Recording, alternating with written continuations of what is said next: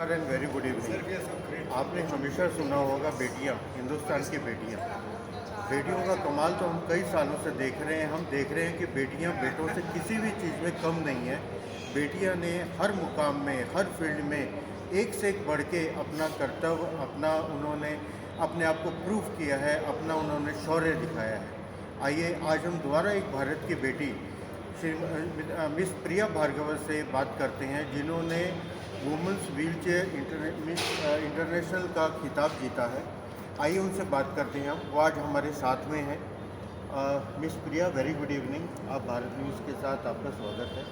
सो miss प्रिया, आप थोड़ा सा अपने बारे में बताइए कि आपका ये सफ़र कैसा रहा और आपने अपनी इतनी बड़ी ज़िंदगी की जो मुश्किलें थी उनको कैसे आपने पार किया, और किस चीज़ ने आपको इतना ज़्यादा प्रोत्साहित किया, इतना ज़्यादा इंकरेज किया to just go and to contest in this, to take part in this contest of Miss International. थोड़ा सा अपने बारे में, अपने बैकग्राउंड के बारे में, और किस चीज़ों की वजह से आप इस मुकाम पे पहुंची है, और are the factors behind you, थोड़ा सा उसके बारे में बताइए प्लीज़। मैं अपनी फैमिली के बारे में पहले बताना चाहूँगी। मेरे फादर जो है वो आर्मी वेटरन है और मेरी मदर केंद्रीय विद्यालय में टीचर रही हैं। हमेशा से मेरा जो फैमिली का एनवायरनमेंट रहा है वो एजुकेशन से ही रिलेटेड रहा है।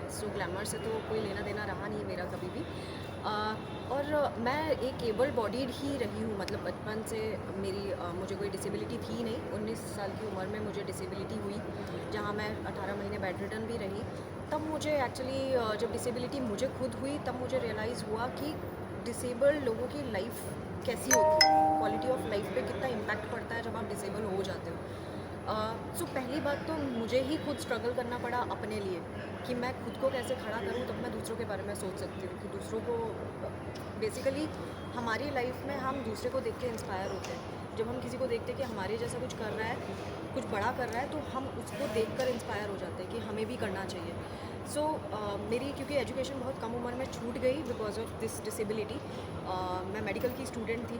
2 बारी मेरे प्रोफेशनल कोर्सेज छूटे एंड बीमारी ऐसी कि वो जानलेवा है, जिसका कोई इलाज नहीं है, लाइलाज बीमारी है मुझे, और मैं अभी भी मेडिसिन पे हूँ। अगर मैं दवाई नहीं लूँ तो मैं बचूँगी भी नहीं। मुझे रोज़ाना दवाई लेनी पड़ती है सर्वाइव करने के लिए, और उस वजह से मेरा इम्यून सिस्टम भी इतना कम हो जाता है कि मैं बहुत ज़्यादा प्रोन हूँ इन्फेक्शन के। मेरे पास यानी दुनिया भर के कारण है कि मैं कुछ ना करूँ, लेकिन वो जो ज़िद होती है ना अंदर से कि कुछ नहीं, मैं ऐसे बेचारी बन के नहीं जीना चाहती, वो मेरे अंदर बहुत ज़्यादा है। आप लोग उसको ईगो का भी नाम देते हैं, बट बेसिकली ये हमारी हेल्प ही करती है। अगर आप अपने आप को कहीं स्टैंड आउट करना चाहते हैं या आप अपने लाइफ में कुछ बनना चाहते हैं, वो मेरे अंदर है। एंड क्योंकि आपके डैड, मैं आपको बीच में रोक रहा हूँ, आपके डैड आर्मी से हैं, तो पीछे हटना और हिम्मत हारना, ये शब्द तो आपके जीवन में कभी स्टैंड करते ही नहीं हो। बिल्कुल। और लेकिन प्रिया जी, एक बात बताओ, आपने बताया that you are suffering from such a disease, it's like there is no life threatening and all that. तो ये ऐसा क्या है कि ऐसी कौन सी चीज़ है, बिकॉज इतनी टेक्नोलॉजी एडवांस हो गई है आजकल, थोड़ा सा उसके बारे में प्लीज़। टेक्नोलॉजी हो गई है स्मार्ट, लेकिन जब तक हमें किसी चीज़ का कॉज नहीं पता होता, हम उसका ट्रीटमेंट नहीं कर सकते। ये जो मेरी बीमारी है, इसका कॉज नहीं पता अभी तक। मेडिकल साइंस निकाल नहीं पाई। जो रीज़न्स हम मेडिकल साइंस बताती है वो मेरे केस में एलिजिबल नहीं है। कहा जाता है पेनिसिलिन का इंजेक्शन दिया हो तो डीएनए में म्यूटेशन हो जाता है, दूसरा हेरिडिटी हो तो हो जाता है। तो मेरी फैमिली में किसी को इस तरह की कोई बीमारी नहीं है। मुझे याद नहीं कि मुझे कभी पेनिसिलिन का इंजेक्शन दिया भी होगा या नहीं था, आई डोंट रिमेंबर। और पेनिसिलिन अब बैन हो चुका है।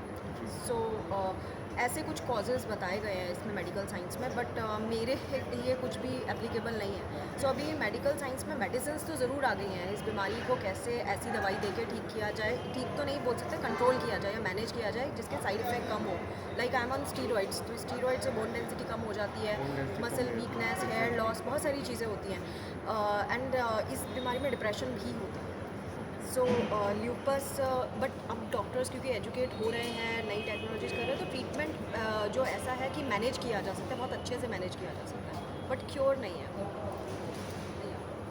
तो फिर इस मिस इंटरनेशनल के लिए आपको कहाँ से, मतलब ये चीज़ आपको कहाँ से आपके मन में आई, आपके जहन में आई that I should go forward and contest, तो ये चीज़ कैसे आई आपके मन में? मैंने मास्टर्स इन कंप्यूटर एप्लीकेशंस 2014 में कंप्लीट किया था। सो तब तक मैं सिर्फ पढ़ाई में थी। मुझे ये लगता था कि मुझे एजुकेशनली इंडिपेंडेंट होना है, मुझे किसी की बातें नहीं सुननी कि तुम पढ़े लिखे भी नहीं हो, तुम डिसेबल भी हो गए, तुम तो किसी लायक ही नहीं हो, वो चीज़। सो मैं इंडिपेंडेंट होने के लिए मैंने पहले अपनी मास्टर्स कंप्लीट की, बट एंड मैं घर पे बच्चों को पढ़ाती थी और उससे जो मुझे फंड्स आता था वो मैं अपनी फ़ीस में लगाती थी पढ़ाई के। सो मेरा वो कॉन्फिडेंस तो था कि मैं इंटेलिजेंटली तो I am strong, but then life में कुछ अच्छा हो नहीं रहा था। मतलब मोनोटोनस लाइफ थी, एक ही चीज़, पढ़ना और पढ़ाना। सो मुझे चेंज के लिए मैंने सबसे पहले जो पार्टिसिपेट किया वो मिस व्हीलचेयर इंडिया में पार्टिसिपेट किया। सो उसमें मैंने क्राउन जीता, बहुत मेहनत करके। मैं ओवरवेट थी, उस पर वर्क किया, मेकअप करना नहीं आता, ये भी मेकअप मैंने खुद ही किया है। सो सीख के मैंने इतना इस लेवल तक पहुंच गई कि कैसे मेकअप करते हैं खुद से, हेयर स्टाइलिंग एंड सब कुछ। अपने कॉन्फिडेंस पे भी वर्क किया, क्योंकि मेरा कॉन्फिडेंस भी बहुत लो हो गया था। जब आप बीमार होते हो, घर के अंदर रहते हो, आप लोगों से इंटरेक्ट नहीं Bedridden करते, होते सो हो, हाँ, तो आप अपने आप को कंपैरिजन में ही डाल देते हो, मेरे साथ के ये ऐसे। बट वो जो कंपैरिजन था ना, उसने मेरे लिए वर्क कर दिया। Means you want to say that you are having no godfather related to this industry, glamorous Yes, industry and yes. anything. It was wholesome done by you only, 100%. मुझे एक प्रोफेसर प्रभात रंजन का मैं ज़रूर जिक्र करूँगी, जिन्होंने मुझे पुश किया था इसके लिए। He is a scientist and वो स्पेशली एबल्स के लिए बहुत वर्क करते हैं। तो फेसबुक के थ्रू मैंने इंटरेक्शन शुरू किया था, रीज़न भी कि वो मेरे लिए कैसे हेल्पफुल हो सकते हैं, लाइक डिसेबिलिटी के ऊपर या मेरी डिजीज़ के ऊपर कुछ कर सकते हैं, क्योंकि ही इज़ इनटू डिस्कवरी, कुछ नया ढूंढते हैं। सो इस तरह से मैंने इंटरेक्शन उनसे शुरू किया था। एंड एक दिन उन्होंने मुझे एक पेज दिखाया, इट वाज 2013 जब उन्होंने मुझे वो पेज दिखाया, जहाँ पे स्पेशली एबल गर्ल्स ना मेकअप पोत के और मतलब पिक्चर्स वगैरह डाली थी। मैं पोत के इसलिए बोली बिकॉज दे